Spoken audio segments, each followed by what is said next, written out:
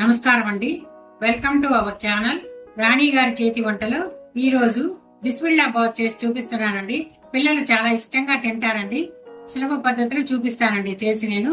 దానికి కావాల్సిన పదార్థాలు: బియ్యం, కందిపప్పు, నెయ్యి, ఇంగువ, పచ్చెనగపప్పు, మినప్పప్పు, జీలకర్ర, ఆవాలు, ధనియాలు, పసుపు, ఉప్పు, చింతపండు, ఎండుమిరపకాయలు, కారం, ముంతమామిడిపప్పు, చెక్క, లవంగాలు, ఎండు కొబ్బరి, ఉర్లగడ్డ, బీన్స్, క్యారెట్, టమాటాలు, కొత్తిమీర, కరివేపాకు.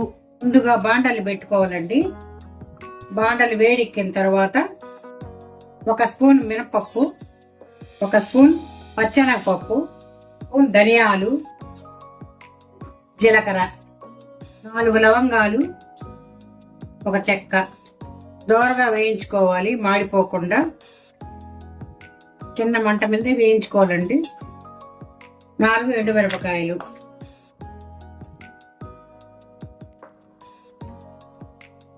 ఈ కప్పుతో 1 గ్లాస్ బియ్యం అండి, 1 గ్లాస్ కందిపప్పు శుభ్రంగా కడిగి ఉంచుకున్నాము.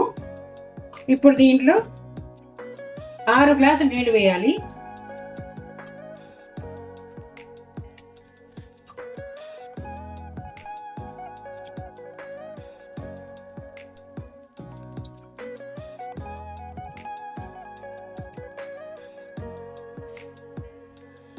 ఆరు గ్లాసులండి.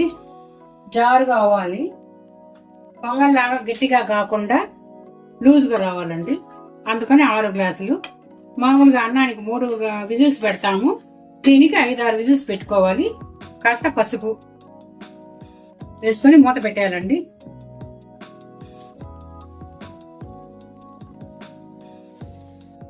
ఉడికిపోయిందండి. 6 విజిల్స్ పెట్టామండి. ఇప్పుడు చూస్తాం ఎలా వచ్చిందో. బాగా మెత్తగా ఉడికిపోయిందండి.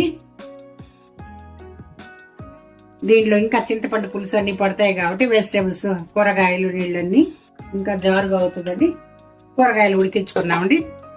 సన్నగా తరుక్కున్న కూరగాయలండి. ఈ విధంగా సన్నగా తరుక్కోవాలి.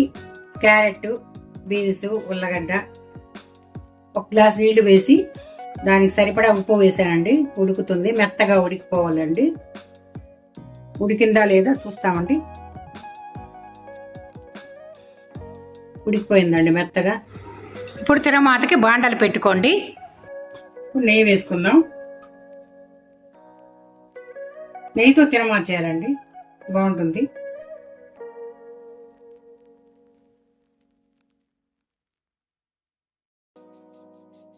నెయ్యి బాగా వేడి అవ్వాలా. ఇప్పుడు ఆవాలు వేయాలండి. ఇప్పుడు మినపప్పు 1 స్పూను, 1/2 స్పూన్ జీలకర్ర, ముంతమామిడిపప్పులండి. మాడిపోకుండా వేయించుకోవాలి. తిరమాత వేగిందండి. ఇప్పుడు చింతపండు పులుసు పోసుకోవాలండి. ఈ పులుసులో ఉడికించుకున్న ముక్కలండి. ముక్కలు బాగా మెత్తగా ఉడికాయి కదండి. పెద్ద టమాటో,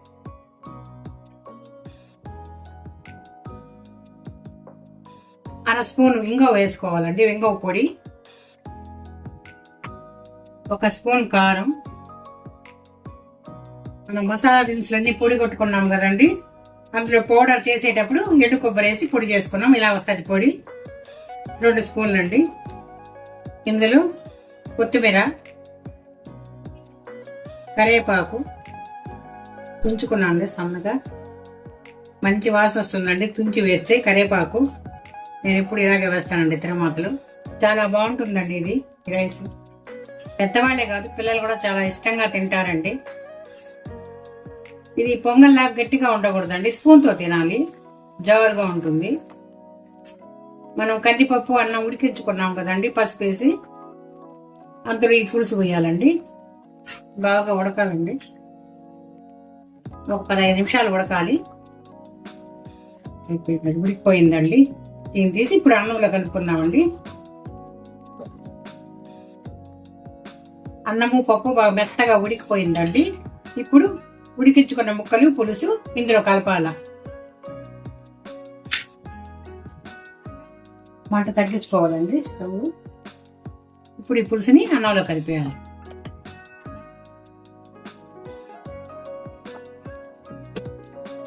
దాంతో కలుపుకోవాలండి. జారుగా వచ్చిందండి. ఇలా మొత్తం కలిపేసుకోవాలి. ఇప్పుడు ఉప్పు సరిపోయిందా చెక్ చేసుకోండి. తక్కువ వస్తే వేసుకోవచ్చు. కలిపి ఇలా ఉండాలండి, పల్చగా జారుగా. ఇంతేనండి, బిస్మిల్లాబాద్ రెడీ అండి. ఒక స్పూన్ తిని చూసారంటే టేస్ట్ అదిరిపోతుందండి. ఇంకా తినాలనిపిస్తుంది, అంత బాగుంటుంది ఇది. బిస్మిల్లాబాద్ చేసుకోవడం కూడా చాలా ఈజీ అండి. మూమనాడే బిస్మిల్లాబాద్ రెడీ అండి. చాలా బాగుందండి, వాసన అదిరిపోతా ఉందండి. ఎప్పుడెప్పుడు తిందామా అనిపిస్తా ఉందండి. మీరు కూడా చేసి తిని చూసి నాకు కామెంట్ రూపంలో తెలియపరచండి. లైక్ చేయండి, షేర్ చేయండి, సబ్స్క్రైబ్ చేసుకోండి.